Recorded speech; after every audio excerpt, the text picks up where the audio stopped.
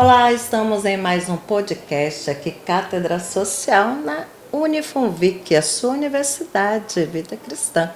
Estamos hoje aqui com uma visita ilustre, que é o nosso querido Dr. Isael Domingues. E hoje nós temos um tema muito importante. Qual o papel da família nessa sociedade hoje, atualmente? Como está essa visão desse tema tão polêmico, né, doutor Isael? Vamos lá. Então, a primeira pergunta é simples, porém, hoje ela tem se fragmentado. A Constituição, no artigo 226, diz o seguinte: a família ela é a base da sociedade, certo? Mas que base é essa que, para sustentar, e aí você questiona, muitos questionam, sustentar o quê? O cuidado, a economia, o controle, o afeto. E nós temos também, não em contrapartida, mas nós temos aí um livro, a Bíblia, que ela é atualíssima, um livro o mais lido no mundo, né? E ela diz o seguinte, que a família, ela é uma criação perfeita de Deus, é um desejo do coração de Deus. E a nossa Constituição diz que ela é a base.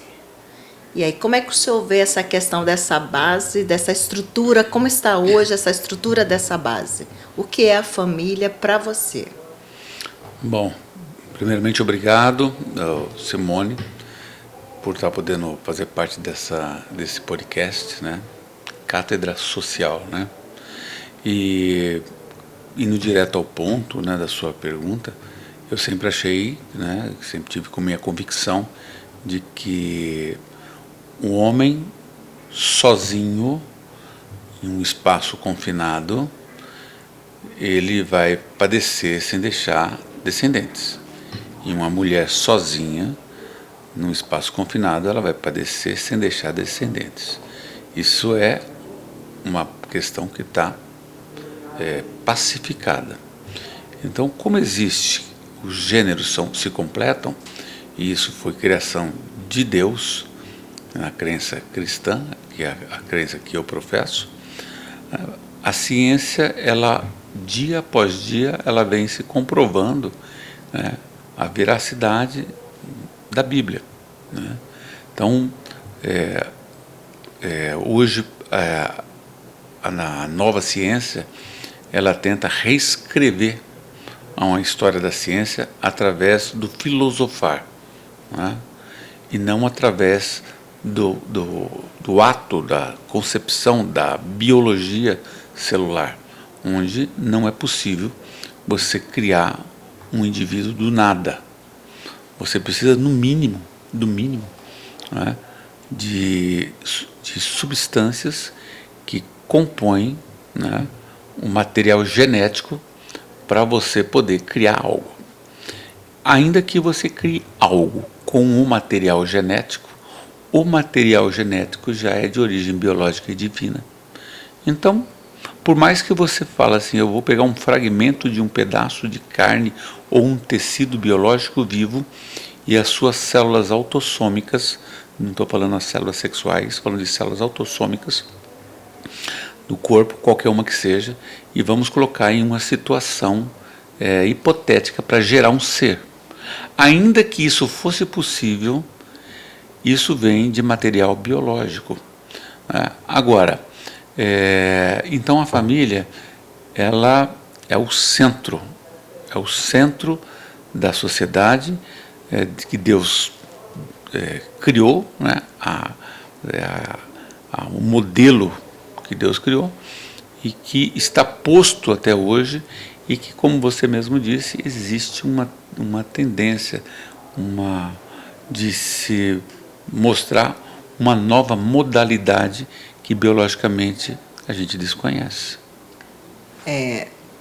O doutor Isael, todos conhecem, né? Muitos desse o podcast, ele vai rodar aí, mas é um médico bem conceituado aqui no Vale do Paraíba, e ele tem total propriedade para ter colocado esse conceito, né, essas informações aqui agora.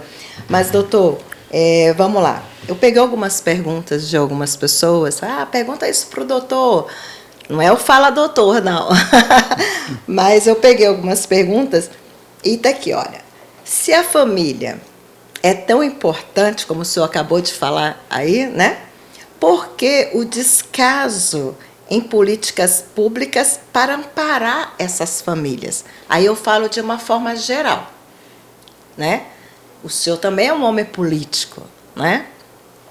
Então, o senhor também tem propriedade para falar sobre isso. Aí não da região, mas em nível nacional, Brasil, Estado. Por que existe esse descaso com relação a políticas públicas para amparar essa família? Aí eu já digo aquela família que é de uma classe baixa, né? Eu acho que existe, do ponto de vista político, existem narrativas que tentam desconstruir a família, porque isso se traduz em você nichar um grupo que pensa, você fabricar um grupo que pensa. Então a gente nicha um grupo que pensa contra a família, porque isso dá voto, você nichar um grupo. Ou seja, existe um grupo que existe um estímulo para que tenha como seu objetivo de vida que família não é o projeto, muito embora essa pessoa tenha vindo de uma família. Então é uma antítese, como se fosse uma negação daquilo que biologicamente a pessoa veio. Então, como isso dá voto, né? Então você ter famílias desestruturadas, isso faz com que a presença do Estado se torne mais maciça. Ou seja, o Estado diz assim, opa, eu estou aqui para resolver um problema que você nem deveria ter. Então, isso se traduz em voto, em poder. É muito mais barato você desestruturar. Tem um ditado que eu aprendi com um ex-prefeito de Pindamonhangaba, ele falava assim, põe o bode na sala. Agora, vamos resolver o problema. Vamos tirar o bode da sala. Resolvido o problema. Mas ele cria o problema para depois tirar. Então, cria-se um conceito, nicha-se um grupo que família não é fundamental. Você desestrutura a sociedade e depois você vem com a solução para poder cuidar da sociedade. É muito mais barato e você tem um rebanho na sua mão. Esse é o meu pensamento. Pegando esse guincho aí, doutor, mais uma pergunta que vai encaixar. Olha só, se essa família, existe, entre aspas, família desestruturada ou existe família sem estrutura do Estado? Eu acho que existe, eu acho que agora nós vamos entrar naquela questão de quem nasceu primeiro, se foi o ovo ou a galinha. Eu acho uma pergunta até complexa, dá para a gente poder filosofar aqui. Eu acho que uma cátedra social, estamos numa academia, tem que filosofar. Tem que filosofar. Mas a sua pergunta é interessante, né? No passado, vamos pensar assim, o Estado não era presente, lá nos primórdios não era presente, e as famílias existiam. Não é? E aí o Estado agora se faz mais presente, e através das leis, você tem a lei aí do SUAS, você tem a lei do SUS, você tem várias leis que amparam o cidadão. Agora mesmo já estão querendo diminuir, tirar a escala 6x1 para colocar uma 5x2, para deixar a pessoa mais junto, trabalhar menos, entendeu? A questão é essa resposta que vai definir se socialmente as famílias se tornam melhores, com mais condições de avançar e galgar escalar maiores condições na vida social da pessoa. Eu particularmente acho que não. Eu acho que, eu sempre vou achar que criar oportunidade para as famílias e você estruturar a família, quando eu falo família, eu falo todos. A criança estudando, oportunidade de estudo, o pai tendo um trabalho, a mulher hoje tendo um trabalho, sendo uma adjutora, né, e trabalhando pela sociedade, trabalhando em prol da família, ao invés do Estado ser totalmente assistencialista, ele tinha que ser aquele que oportuniza. E quando ele oportuniza, acho que a sociedade toda cresce e você não tem essas discrepâncias, porque aí depois gera dependência, aí nós vamos entrar nesse ciclo vicioso, né? Dependência gera dependência, que gera dependência e gera gerações dependentes, né? As pessoas esquecem, com o passar dos anos, que existe família, que existe trabalho, que se a gente for lá As suas responsabilidades, as responsabilidades do Gênesis fala, não, olha, é com o seu suor, é com os calos nas mãos, você agora vai sentir o peso que é trabalhar, produzir, entendeu? Que é mais social que Deus foi, ele colocou Adão e Eva no paraíso e falou assim, tudo é de vocês. Né? Esse foi mais socialista do que Deus, Verdade. entendeu? Só que depois teve um preço. Só que eu acho que o preço que é, homem, você vai adquirir as coisas ao seu trabalho, ao seu suor. Hoje parece que estão querendo inverter o papel de Deus. Fala, não, vamos tirar um pouco do suor do homem, vamos tirar um pouco. O homem, quando eu falo homem, me coloco, Sim. te coloco você, me coloco. Então vamos tirar. Só que você percebe que é um buraco sem fundo. Cada vez gera maiores problemas na sociedade. Assim que eu penso. Doutor, na sua caminhada, já está aí, já fez 30 anos de casado, né? Doutora Cláudia, tenho 2 filhos, o Mateus e o Vinícius, já formados, homens feitos. O senhor também tem uma família, né? O senhor veio de uma família estruturada. A sua família, que o senhor formou com a doutora Cláudia, o Vinícius e o Mateus, o que o senhor pode... o senhor hoje, com 30 anos de casado, até aqui, o senhor consegue parar e ver, olha, já deixei... se eu morrer hoje, eu deixei um legado. O senhor acha importante essa família se preocupar em deixar um legado? Sim, eu vou até mais além da sua pergunta, e tem tudo a ver. Eu costumo dizer para as pessoas assim, eu fui prefeito por 2 mandatos na cidade, e por alguns momentos, como diz no popular, assim, eu quase bati na trave para ir para a porta do céu, né? Que seria ótimo também. Mas eu tive o Covid, depois tive uma apendicite supurada, depois eu tive uma trombose de veias hepáticas, né? E Deus me deu livramento em todas elas. Ele deu um livramento para um propósito, né? Que Ele sabe ao certo esse propósito. E isso fez virar uma chave na minha cabeça, que é entender a finitude do ser humano.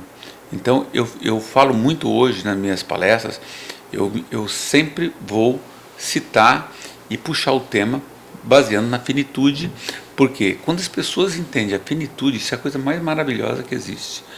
Nós enxergamos que nós não precisamos ficar no afã de buscar incessantemente, como se os nossos dias não fossem passar e os nossos anos não fossem chegar e o nosso fim não ia existir. Então, se nós tivermos isso na consciência, claro, a gente busca ser pessoas melhores. E eu tentei fazer isso com a minha família, tentei passar. Não tem um modelo correto, né? O modelo que você criou as suas meninas, ou do jeito que eu criei os meus filhos.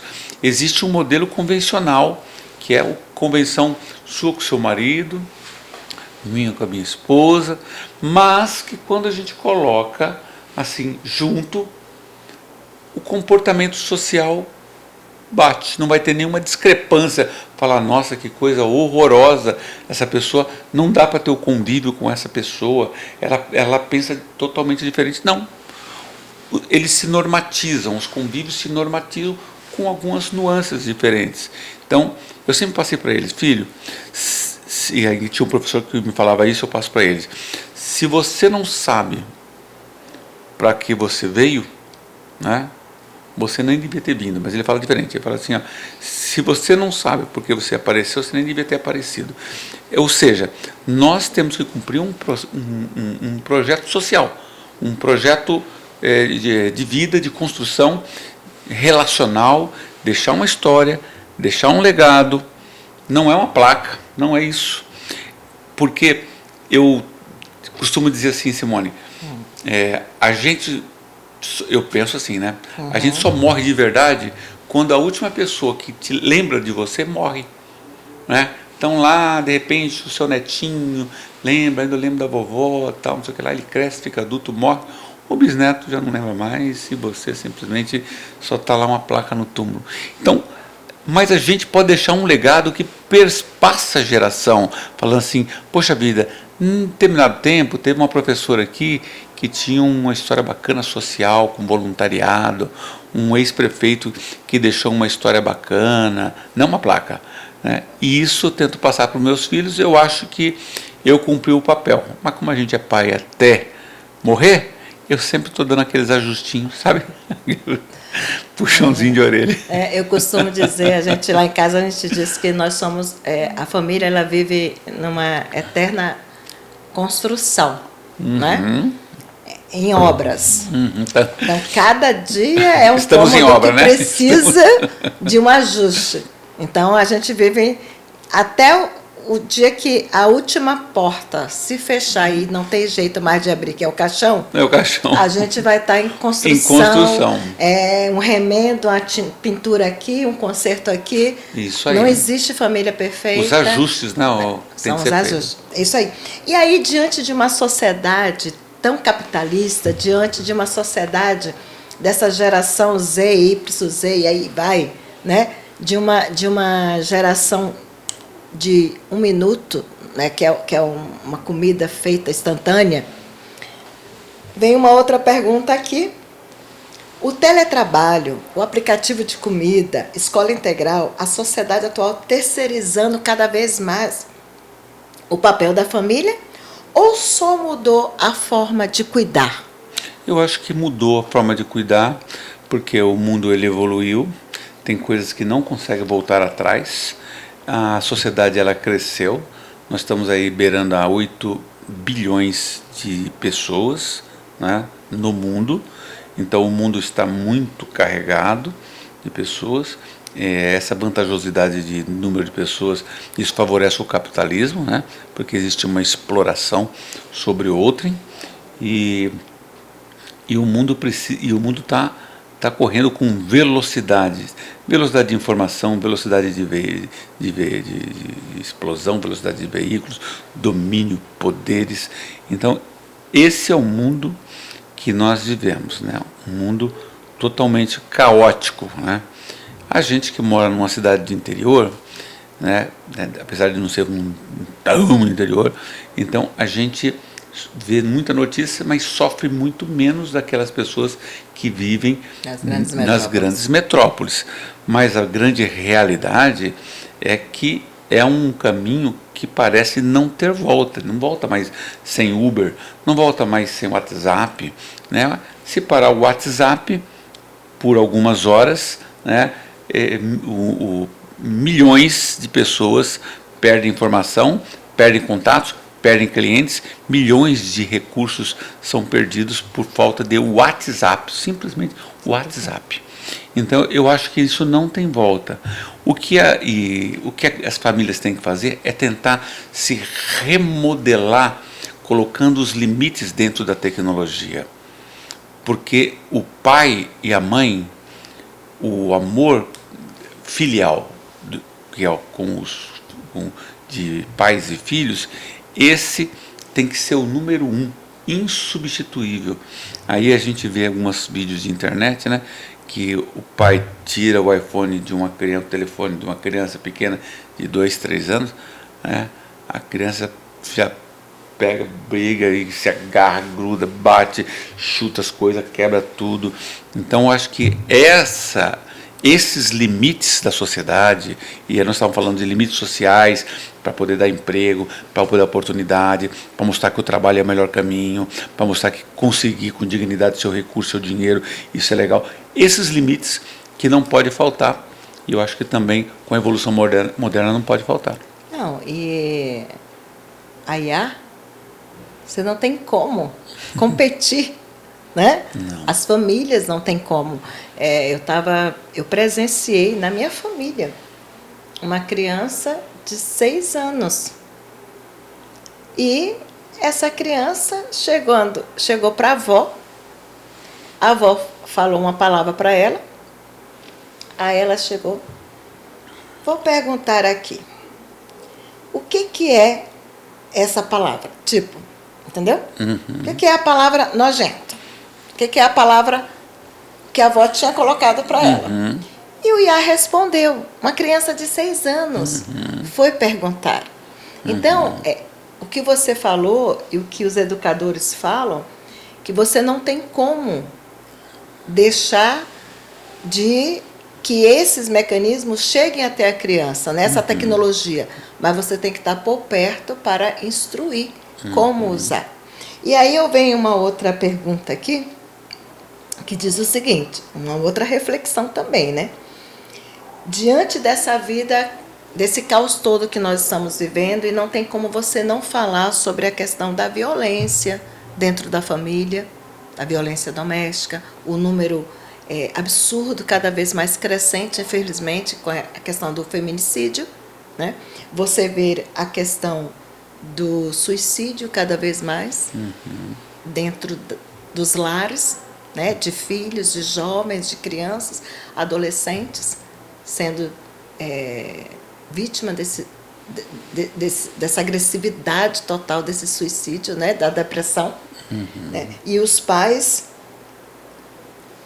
sem ter, não existe uma receita, mas o que o senhor acha? Qual o conselho que você daria? Como é que o senhor vê? Qual é a sua reflexão sobre tudo isso? Alguns anos atrás eu tinha observado, né, quando não tinha ainda muito, uma coisa de 20 e poucos anos, 30 anos atrás, no exercício de médico, eu vi uma situação muito interessante, né? Não tinha WhatsApp, eu via o seguinte, era muito comum, né, sem fazer distinção de gênero, mas era mais comum em mulheres a depressão, né? Mas homens também tinham.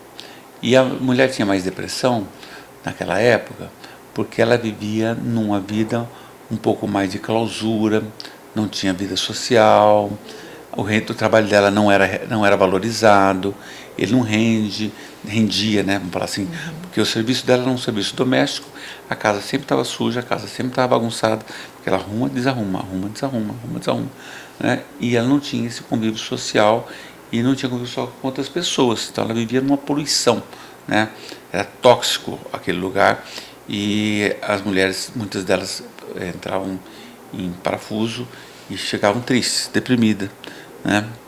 Então eu percebia que depois de algum tempo era muito comum o homem vir com depressão, o marido dessa mulher. Então aí eu brincava, né? Falava assim, a depressão é uma doença contagiosa, né? Porque a pessoa aprende com o deprimido que é possível ter depressão. A base do que eu quero falar sobre o que você perguntou é isso.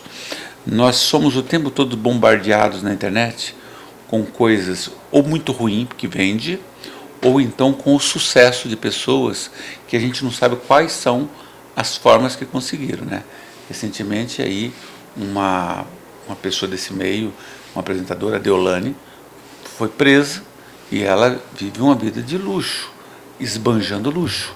Então, não estou questionando o padrão da vida se está relacionado com algo ilícito, mas, bem, na verdade, ela está presa, né? Só que as pessoas parecem que amputam essa parte dessa história e dão valor ao sucesso, não importa de onde ele veio. Isso é uma coisa que as pessoas não param para pensar. E aí só vê sucesso, sucesso, sucesso. Então você fica o tempo todo rolando telas, e agora interessa essas mensagens muito rápidas, que são essas endorfinas baratas, que isso aí vira endorfina, a pessoa tem prazer de ficar vendo essas coisas, e isso bombardeia o cérebro com tantas informações, né, de que a vida parece ser ruim só para mim que não deu certo, eu sou o último.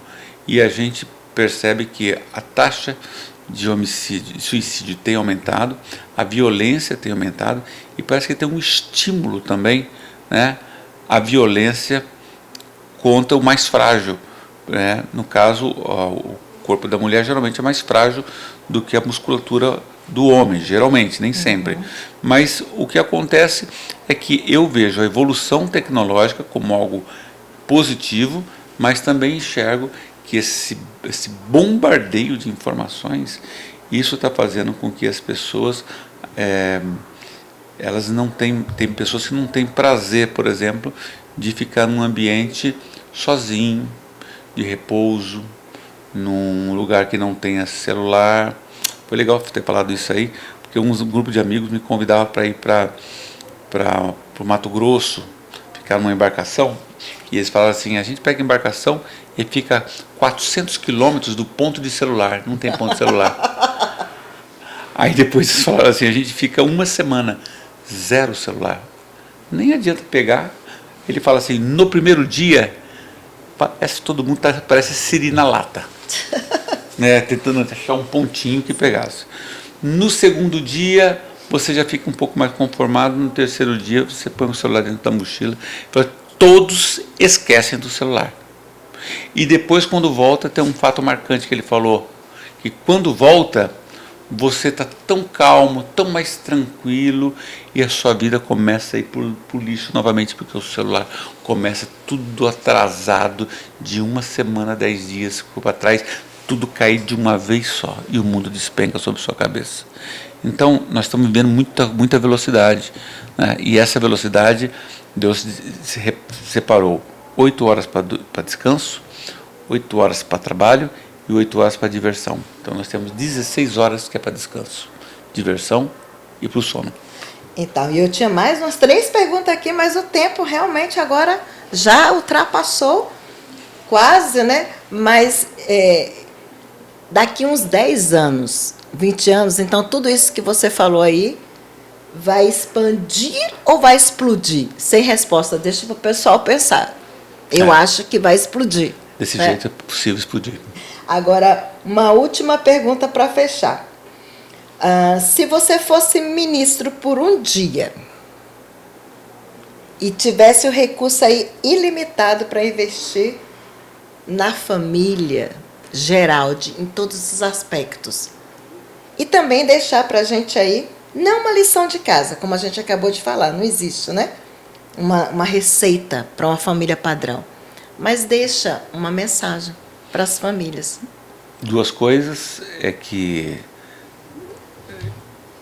criar dispositivos para limitação em níveis, não é qualquer pessoa que pode ver tudo, né? Isso não chama censura, isso chama de censura.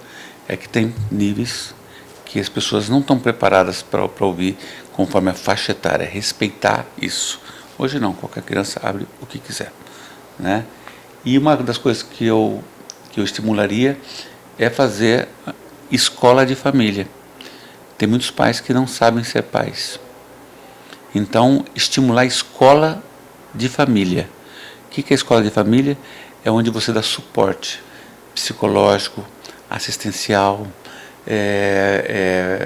suporte de orientação financeira para pais.